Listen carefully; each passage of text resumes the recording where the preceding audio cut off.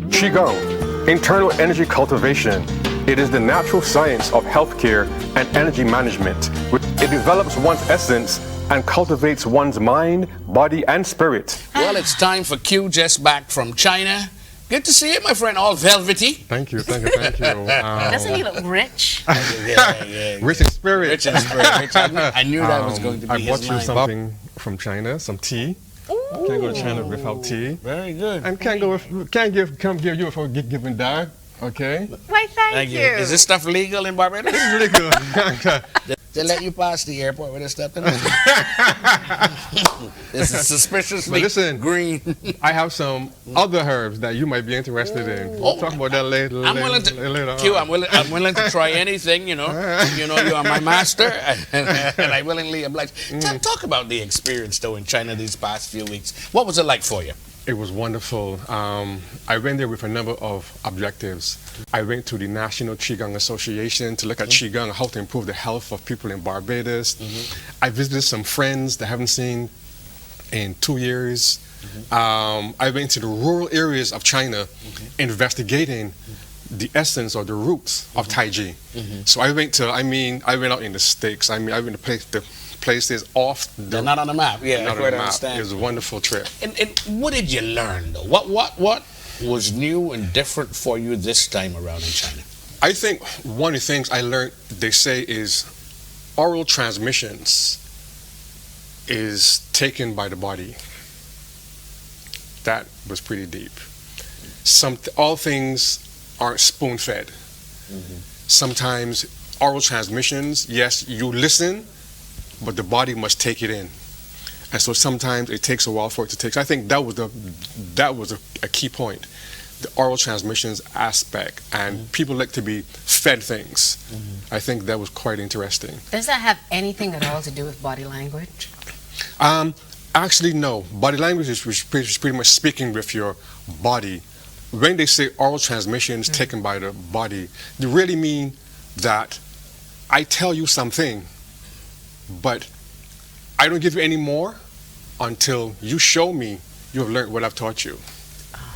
So the body demonstrates. It's like they said, learning is really when your actions have changed. I can tell you something, don't do this or do this, but if your actions does not change, it means there's something inside of you still that hasn't made that leap.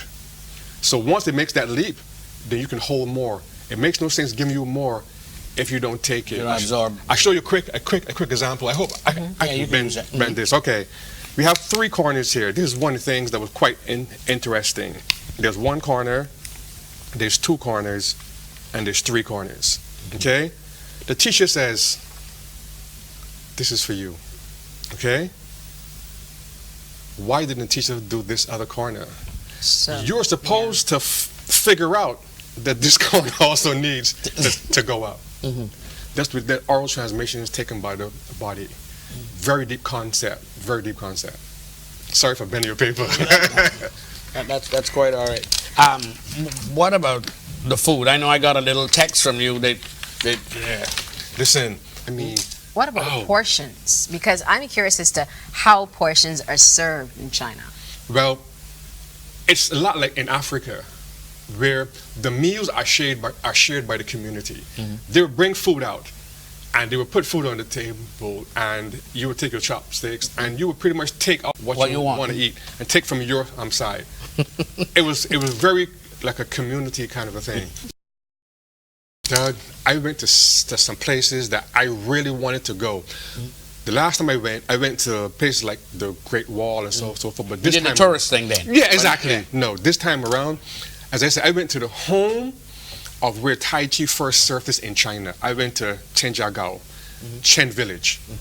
I met the leaders of the villages. I met the masters who are now the head of the families. I went into the rural areas where I met other villagers who claimed that there's a place called Zhouba. Zhouba says that their Tai Chi came even before Chen style. I interviewed a master from there.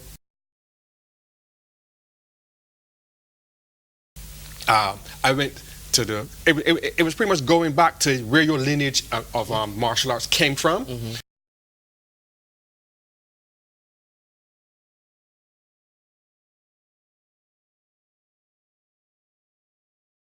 but I went to the Confucius Temple as well. They call it Konzi, Confucius Temple. Confucius was so deep into education. My inspiration for that actually came from ancient Egypt and Africa, the concepts of renewing the human being. So the Annu Institute deals with renewal and education. But when I went to China, Confucius had a similar concept.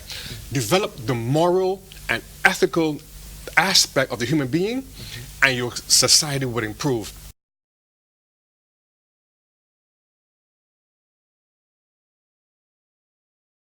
Yesterday I was reading in the newspaper as well, UE is looking to get more graduates.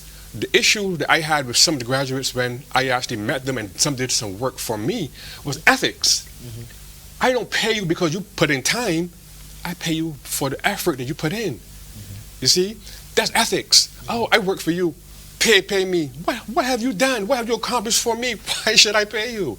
You see, so ethics is very important, and Confucius was deep with ethics and morals, like Imhotep back in ancient Kemet.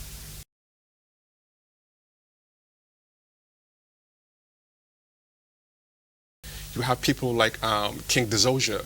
You have people throughout history.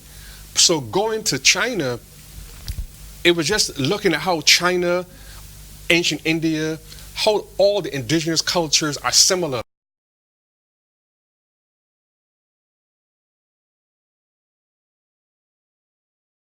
I went to Shaolin Temple. This one was deep. In Shaolin Temple, they had pictures. Okay? I met a lot of the monks. Some of them were a lot of monks in training. But I also saw pictures of, it was a mural on a wall inside China. In the further backs of China, in the further back of Shaolin Temple, they had a wall where they had monks that looked like us and Chinese monks practicing together.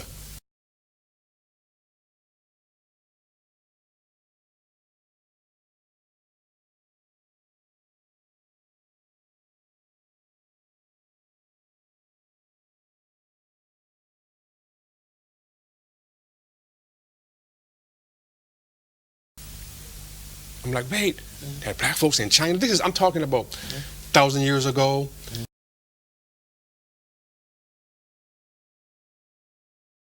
I went to the Shang Dynasty murals where people actually lived 1766 BC.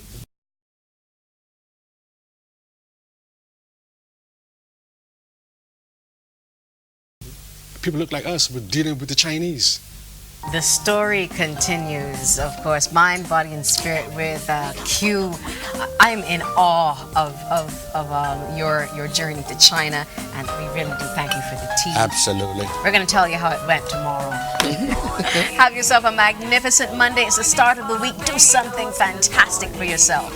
Until tomorrow morning, I'm Kimberly Sweet. I'm Doug White.